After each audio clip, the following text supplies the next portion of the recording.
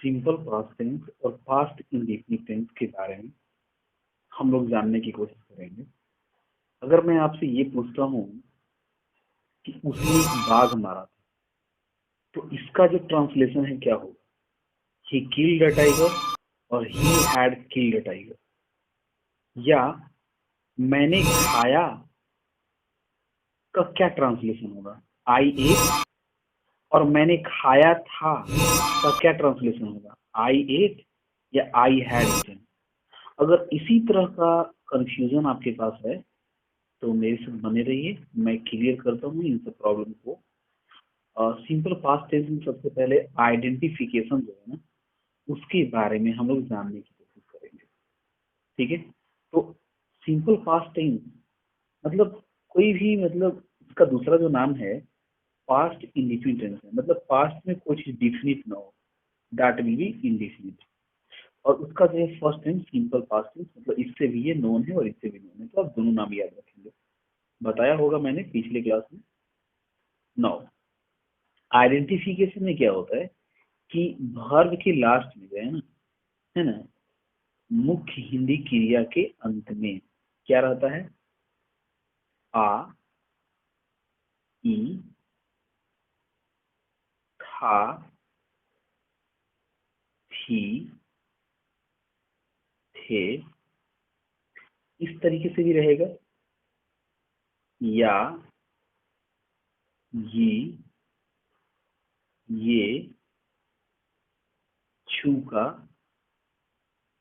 छूकी, छूके,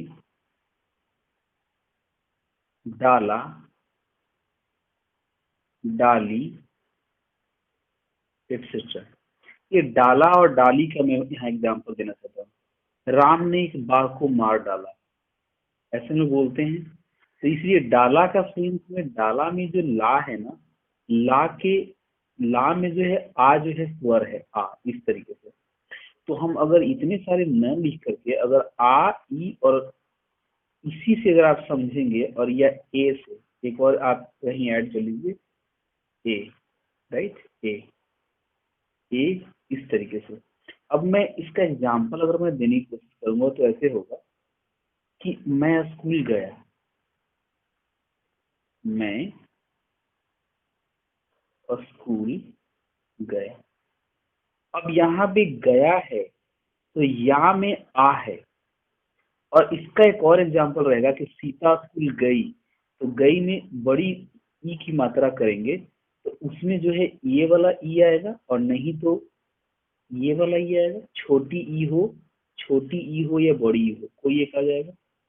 ठीक है, उसने एक चिट्ठी लिखी थी। ठीक है, उसने एक पत्र लिखी थी।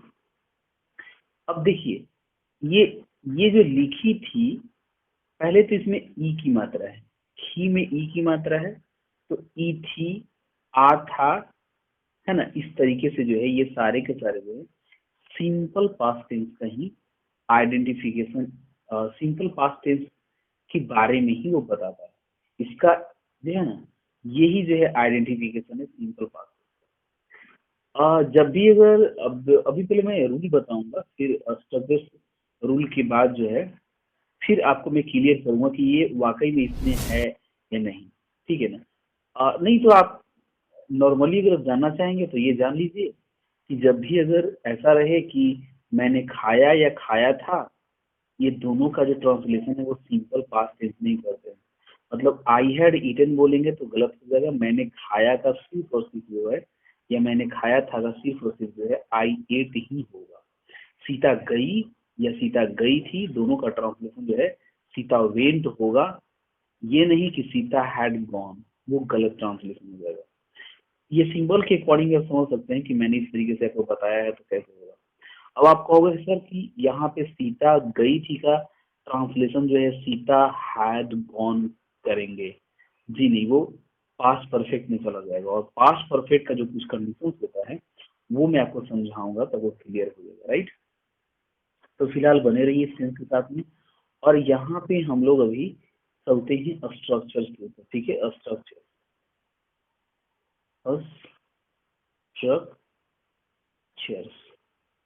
Structures STRUCTURES। स्ट्रक्चर्स क्या है इसमें? सब्जेक्ट, V2, ऑब्जेक्ट, आगे अगर रेस्ट लगाना है तो आप रेस्ट या कॉम्प्लीमेंट आप डाल सकते हो, शॉर्ट में कॉम्प्लीमेंट, ठीक है। इसका एग्जांपल आप लेंगे तो आई एट अ मैंगो, मैंने एक आम खाया का जो ट्रांसलेशन होगा वो सब्जेक्ट V2 और यहाँ पे ऑब्जेक्ट है, कॉम्प्लीमेंट नहीं है इसमें। लेकिन जब निगेटिव जो सेंटेंस हो, निगेटिव अगर सेंटेंस अगर दिया हुआ हो तो निगेटिव सेंटेंस में आप कैसे स्ट्रक्चर चलाएंगे? सब्जेक्ट होता है, उसके बाद लगता है डिड, निगेटिव के लिए नॉट डालेंगे, फिर होगा आपका V1, फिर ऑब्जेक्ट, आगे कॉम्प्लीमेंट अगर डालना है तो डाल दीजिए। कॉम्प्लीमेंट का मतलब शॉर्ट में मैंने कॉम्प्लीमेंट ऐसे कर दिया है, COMPT, पूरा स्पेलिंग में नहीं लिख रहा हूँ। यहाँ पे एक बात समझने की कोशिश करेंगे कि जैसे रहेगा कि मैंने नहीं खाया, ठीक है, मैंने नहीं खाया, तो उसका जो ट्रांसलेशन होगा आई डिडंट या आई डिड नॉट ईट, इस तरीके से। जब क्या से स्टार्ट होता है ना, क्या से अगर कोई सेंटेंस अगर शुरू होता है तो उस केस में ये स्ट्रक्चर लगाएंगे। मैं भी लिख के समझा देता हूँ। सबसे पहले आप जो है डिड को बाहर लाओगे, सब्जेक्ट फिर लिखोगे, अगर निगेटिव सेंटेंस है तो नॉट देना, V1 तो आता ही है, ऑब्जेक्ट भी आता है, कॉम्प्लीमेंट भी करना, और लास्ट में क्वेश्चन मार्क होना बहुत जरूरी है। इसका एग्जाम्पल कैसे होगा, है ना? यहाँ पे रहेगा कि क्या बच्चे गए, तो वहां बताएंगे डिड चिल्ड्रेन, और उसके बाद गो करेंगे क्योंकि V1 यहाँ पे बात कही जा रही है। या क्या बच्चे नहीं गए, डिड चिल्ड्रेन नॉट गो, यहाँ पे वेंट नहीं चलेगा क्योंकि V2 का जो है V1 हो जाता है। तो डिड चिल्ड्रेन नॉट गो और क्वेश्चन मार्क ऐसे कर।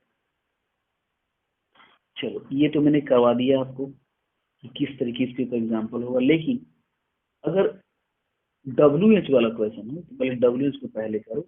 WH का मतलब वाई, वेन, वेयर, हु, ये सब। उसके बाद आप डिड लगाना, फिर सब्जेक्ट रखना, निगेटिव है तो नॉट जरूर करना, V1 आएगा, ऑब्जेक्ट आएगा, और लास्ट में जो है रेस्ट आएगा। रेस्ट का मतलब क्या होता है? कॉम्प्लीमेंट का सेंस में जो भी बचा हुआ रहता है पार्ट, वो सारे के सारे को डाल देने हैं। क्वेश्चन मार्क यहाँ पे छिप रहा था, क्वेश्चन मैंने यहाँ पे लिख दिया, ठीक है। अब इस बात को समझो कैसे होगा। अगर लिखा रहेगा कि मैं क्यों स्कूल गया, तो क्यों जो होगा ना, मैं क्यों स्कूल गया, मैं यहाँ पे अभी मैं, तो उसमें कैसे होगा? मैं क्यों स्कूल गया, मैं लिख के समझा रहा हूँ, मैं क्यों स्कूल गया, ये ऐसे क्वेश्चन मार्क करेगा। तो यहाँ पे जो WH है, ये क्यों, वाई, WH, इसको पहले रखेंगे। फिर डीड कहा जा रहा है तो डीड, और उसको सब्जेक्ट में आई, वाई डिड आई, नॉट नहीं है तो छोड़ देंगे, वाई डिड आई गो, गो के बाद प्रीपोजिशन टू लगता है, ये फिक्स प्रीपोजिशन है। Why did I go to, why did I go to school, SCHOOL, और ये होगा का क्वेश्चन मार्क, ठीक है। यही हमारा स्ट्रक्चर था इस टेंस के रिगार्डिंग। मैं चाहता हूं कि पहला जो यहाँ पे ये जो स्ट्रक्चर्स है, इसके ऊपर मैं कुछ एग्जांपल में देने की कोशिश करूंगा। तो आई एट मैंगो का मैं पहले हिंदी लिख देता हूँ कि मैंने, है ना, मैंने एक आम, मैंने एक आम खाया, या खाया था रहता, खाया, खाया था अगर रहता यहाँ पे, उस केस में भी अब ये मैंने का आई कर दिया, सब्जेक्ट यहाँ पे आप देखोगे सब्जेक्ट ये है, और V2, V2 जो है ईट का, है ना, ऐप यहाँ पे हो गया, ऑब्जेक्ट में मैंगो हो गया, कॉम्प्लीमेंट नहीं है, और एक्स्ट्रा कुछ रहता तो मैंगो के बाद में लिखा जा सकता था। नेक्स्ट, इसका भी मैंने बता दिया है आपको, बट रिटर्न नहीं करवाया है, तो मैं चाहता हूँ कि इसका भी मैं लिख के समझा ही दूँ क्या। ओके, अगर यही रहता कि मैंने ये काम नहीं खाया है, इसी का मैंने ये काम नहीं खाया है, तो उस केस में आप क्या करते हैं कि आई डिडंट। डिड और नॉट एक साथ लिखोगे तो यहाँ पे ये है ना, डिडंट, आई डिडंट, और उसके बाद जो है डिड और नॉट एक साथ लिखोगे तो डिडंट होगा, अगर अलग अलग लिखोगे तो डिड और नॉट अलग अलग लिखना पड़ेगा। तो I didn't eat a mango full stop. या इसी को सेपरेट करेंगे तो लिखेंगे कि I did not eat a mango. I think ये क्लियर हो गया। तो मुझे लगता है कि अब कहीं कोई परेशानी नहीं होनी चाहिए। क्या का जो सेंस है, अगर मैं इसी पे मैं बोलता कि क्या मैंने एक आम नहीं खाया था, तो उसमें मैं कैसे करता कि did I not eat a mango, that's all. तो still if you have problem then you can ask, I am ready to tell you.